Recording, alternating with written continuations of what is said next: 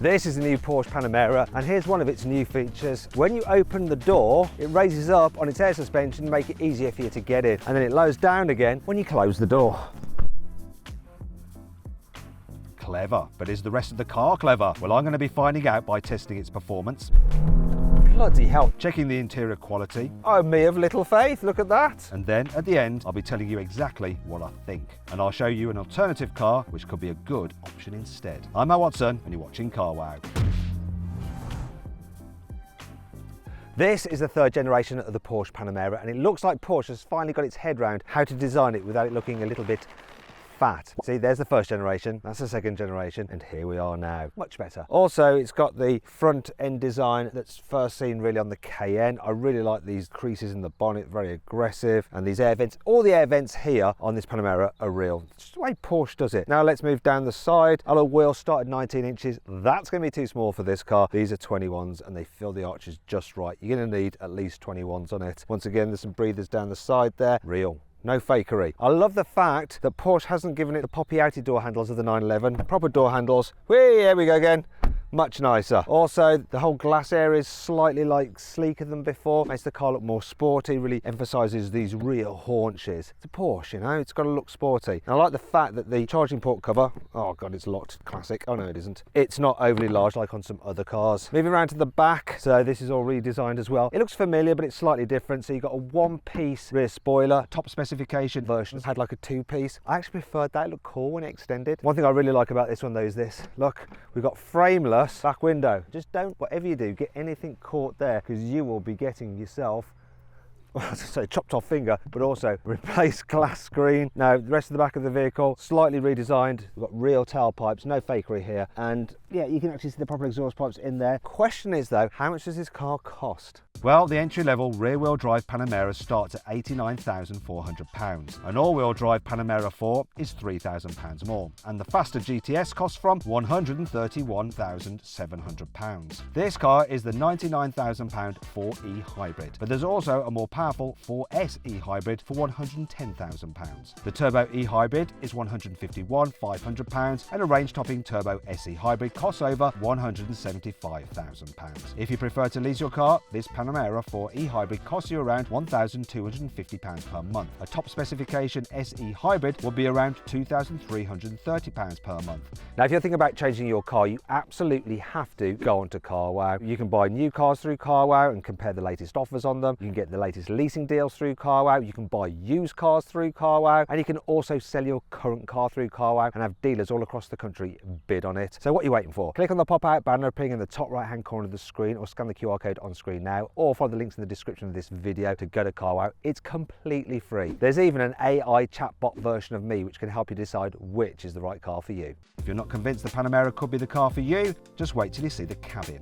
The interior of this Panamera feels really, really high quality. Should point out though that this car has a load of options on it. In fact, there's so many options on this car, you could buy an actual car for the value of the options. More on that later. But generally, the build quality is really solid. Like, you look at the stitching here, it's nice and straight. Be careful though, if you don't order the extended leather, you end up with a polyurethane dash rather than this. And in this kind of car, it absolutely needs a leather dash. And it's all logically laid out in a very Germanic way. I like the way that the infotainment screen is integrated nicely into the dash, and it's very easy to operate as well, and it's slick and it's quick, and it works really well with Apple CarPlay and Android Auto. It's fairly zippy, the processor, and you have some cool Porsche features as well. Look at this. So you have some performance data, so you can look at things like your slip angle and wheel slip and your brake and throttle. You can check out the actual PSI and bar of your tires, and it'll show you the energy distribution and your energy consumption and stuff like that. So that's all very cool. The digital dials are nice and clear, very nicely laid out as well, and you can toggle through different settings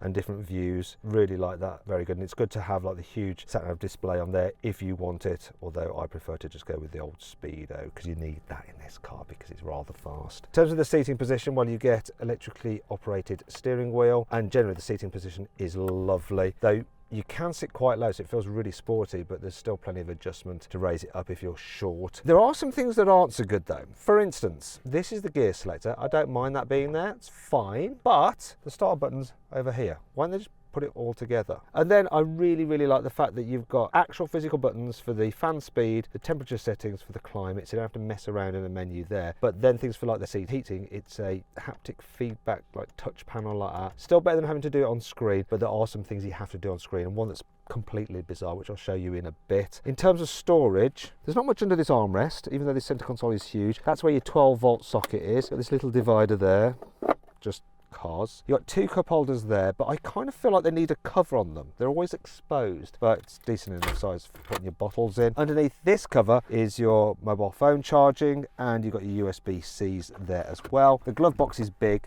and it's lined with felt, so that gives it a premium feel. It means that things don't rattle about inside there. Speaking of premium feel, oh, that feels nice. And the steering wheel pedals, real metal. Though you'll probably never use them, you're just going to stick it in automatic mode. Anyway, I've got sidetracked. Door bins are large enough, so it's a huge bottle, and you can fit one of those in there. Generally, the whole car feels like it would be hard wearing. It's not just luxurious. Apart from one thing, all this black plastic trim, it's so easy to mark. I mean, there's somehow or other a scratch on that bit there, and it's sort of like you do look at that quite a bit. That's annoying. Still, I don't think that any of this car's competitors feel as nice to sit in as the Panamera does. However, is it as good for people in the back seats? So knee room is pretty good, headroom's all right. People over 6 foot will just about be okay, but I think that something like an Audi RS7 does have a little bit more space in the back seats. And if you want to see my full in-depth video review of that car, click on the pop-out banner up there, or scan the QR code on screen now. Now I should point out that this car has the upgraded individual rear seats, so rather than a 3-seater bench, we've got 2 more sportier feeling seats, and you can recline them. They have lumbar support. They also have a massage function as well, and the massage is actually pretty decent. You can feel it. You also get this screen in the back as well, so you can control the infotainment system and things like that. I mean, to be fair, you're not going to use that much other than for the rear climate and stuff, because you're just going to use your phone if you want to look at a screen. You've got 2 USB-Cs there for charging your phone. There's some storage under here. Come on, there we go, with the cup holders there, and you can alter bits and pieces. Look, that pops up there as well. Or is that to remove it? I don't know. Do you know what? I don't know. This car also has rear blinds. Look at that, neatly integrated. Actually, while we're at it, let's just see what happens when we put the window down. Does it go all the way? I don't think it will. Oh, me of little faith, look at that. That's good, it's a win. Oh, something else I forgot to show you. We have an armrest with some more storage, once again lined with felt. But on this seat selection, there is also through loading as well, which is handy, helps aid the practicality. Big capacity, so it ranges from 490 down to 420 litres. Now in terms of loading and unloading, there is a bit of a boot lip to lift stuff over, but it's not terrible. Oh, this is heavy, but I'm just about okay with it. It's a very square shape, but it's not very deep, so you won't be able to have big boxes in here. Something else I want to show you, just remove the load cover. I quite like how you do it with these handles. It's actually fairly easy. Now, if I want to fold down the rear seats, all I have to do is lean in, and then you can see it's not the easiest, but then you can use the load cover, look, to push it up. I've got to move the front seat. There we go. That was easy and seamless. You do get a nice big load bed there. There's a bit of a gap there, which could be a bit of a problem when you're sliding things to the front. Wait a minute, what's this? Look, we've got a 12-volt socket. That's handy. What else have we got here? Oh, a handle. What's beneath here? Oh, bright orange cables, which means high voltage. Let's just put that back. What I'd like to do now is store this underneath the false floor. It's a big old unit, isn't it, this? And yeah, there's no place to store it under there. And that brings us to 5 annoying things about the new Porsche Panamera. Do you remember in the good old days of owning a car, when you wanted to change the direction of the airflow from the vent, you just like moved a slider around? Not anymore. Now you have to press the climate menu, and then you have to do it with these electrical things on the screen like that. So that's too slow a process when you're driving. And what's the chances that this breaks once you've had the car for about 10 or 20 years? Just more things to go wrong. Porsche likes to charge a lot for options and likes to put many things that should be standard on the options list. That's why this car has £38,000 worth of options. Now there is one option on this car that really shouldn't be an option, and it's the ISOFIX anchor points on the front passenger seat. Great to have them, but they're only £150. Why make them an option? Make them standard, because some poor soul will forget to tick it and they'll really regret it, and it's not worth it for 150 extra quid, is it? The whole pod on the top of the dash in the centre with the speaker and the little stopwatch reflects badly in the windscreen depending on where the sun is lying. Look, can you see it's just there? Look, it's quite distracting, isn't it?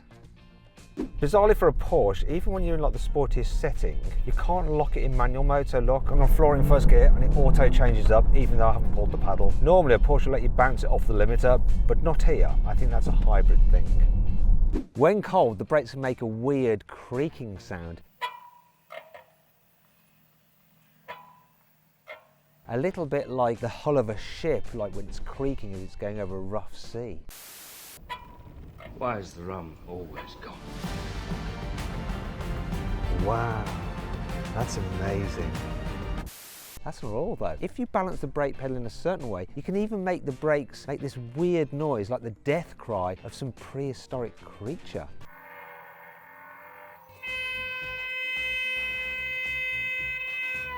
However, it's not all bad, and that actually brings on to 5 cool things about this car. See, Porsche has worked on the brake feel for the new Panamera. They fitted it with a special e-brake booster, and that's designed to blend the regen braking better with the normal friction braking. We'll find out exactly how that works when I drive it in a bit. If you look inside the wireless charging pad, you'll see there's a little cooling fan vent at the back, so if you leave your phone on there charging, it doesn't overheat. The new optional Matrix LED headlights can be used to obviously blank out part of their beam when you're approaching oncoming drivers. That's nothing new, but what they can also do is illuminate the lane that you're travelling in on the motorway, and it'll even go narrower when you're coming to roadworks or if you're driving on a narrow road. That's not all though. When you go in Sport or Sport Plus mode, the directional effect of the headlamps is increased, so they'll actually turn through the corner quicker as you're turning the steering wheel to make sure it's nicely illuminated for that corner you're about to blast through. You can get the car with rear axle steering, so you can move the back wheels at just over 2 degrees either way, depending on how you're turning the steering wheel. So look, you'll see it move the back wheel there, so it's going in the opposite direction to the front, and then if it turns the other way, it'll go once again in the opposite direction as to the front. Makes the car more manoeuvrable at lower speeds, but as you get faster, those wheels will actually turn in the same directions as the front, and it'll actually make the car feel more agile, help it turn through some corners. We'll be trying that out later on while I drive it.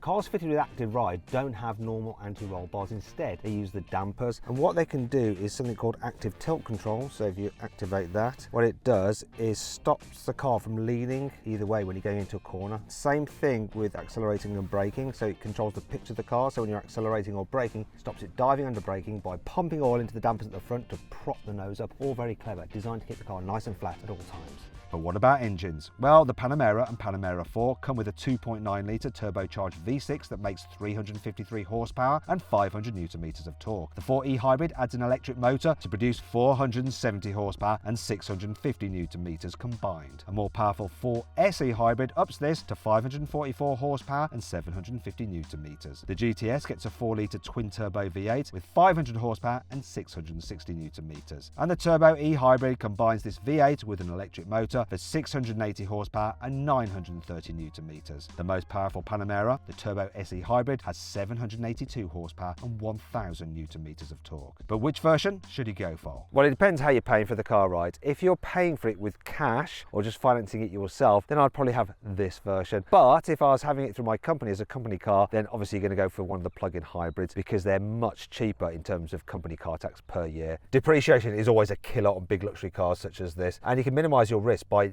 leasing one instead of buying one. And in some ways, depreciation can also be your friend if you're buying used. So what I've actually done is gone to carwow and found a used Panamera that's a great deal. Click on the pop-out banner up there or scan the QR code to see the car. Now this car might be big, but it's not as bad to drive in town as you might think. You may want to jack up the seat though if you're of average height like me, then you can sort of judge where the front corners of the car are. In terms of visibility, it's not bad either, so if you're at the back's okay. These do create a bit of a blind spot. You've got these extra little windows there which help. The door mirrors are fine. It's all good. I tell you what's also good, the brakes. So sometimes hybrids can be grabby. These are smooth brakes. They don't feel quite as on it as like the brakes in a 911 sports car, but they feel quite natural. In terms of driving around town, if you're in hybrid mode, it's just going to be an electric only really, and there's plenty of zip from the electric motor as well. It's also quite manoeuvrable for a big car because this one's fitted with that rear axle steering, so turning circle 11.4 meters. But will I make it around here?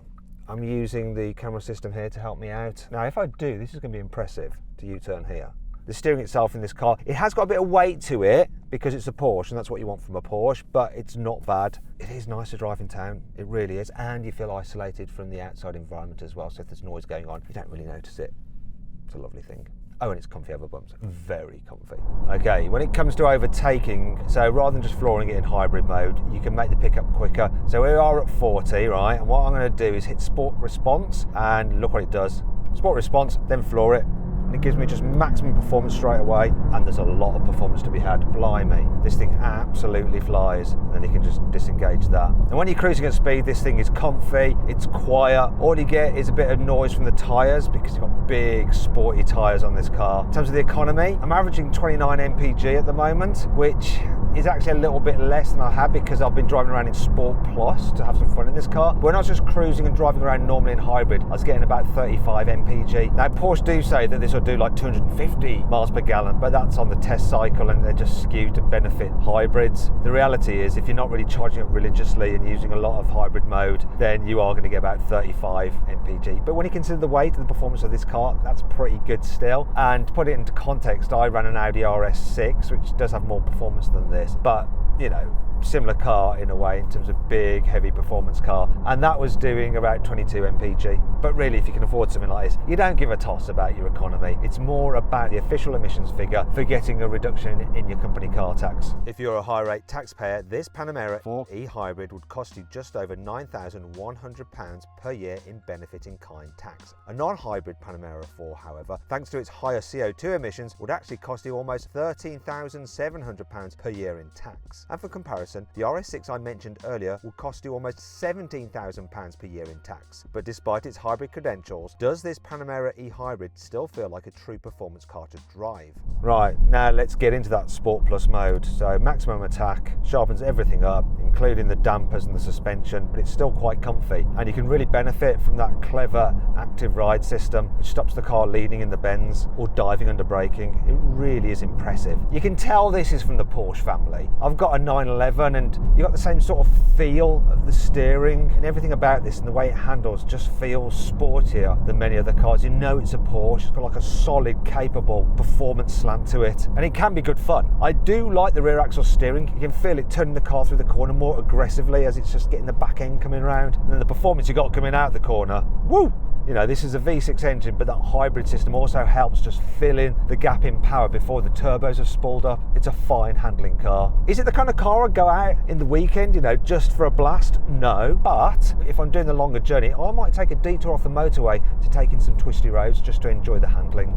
Overall impression then? Yeah, this car is really nice to drive, and it's just so smooth and effortless and quick. The whole hybrid system just works very, very well and seamlessly. The electric motor just blending with the engine, the gearbox, it's all very fine-tuned. You can tell a lot of money has been spent on the development of this car, and it makes you feel special. But what about raw acceleration? Well, Porsche says this car should do 0 to 60 miles an hour in 4.1 seconds. But let's find out what the reality is. Here we go, hybrid power. Launch control. Bloody hell, that just hooked up like crazy. My goodness. 0 to 60, 4.3 seconds. So then, what's my final verdict on the new Porsche Panamera? Should you avoid it, consider it, shortlist it, or just go right ahead and buy it? Well, I reckon you should shortlist it because it is a really, really good car, if a little bit on the expensive side. So I said at the beginning of this video, I'll give you an alternative to this. Well, do you know what? For the same money as this car I have here, you could have a used low mileage Bentley Continental Flying Spur. It's food for thought, isn't it?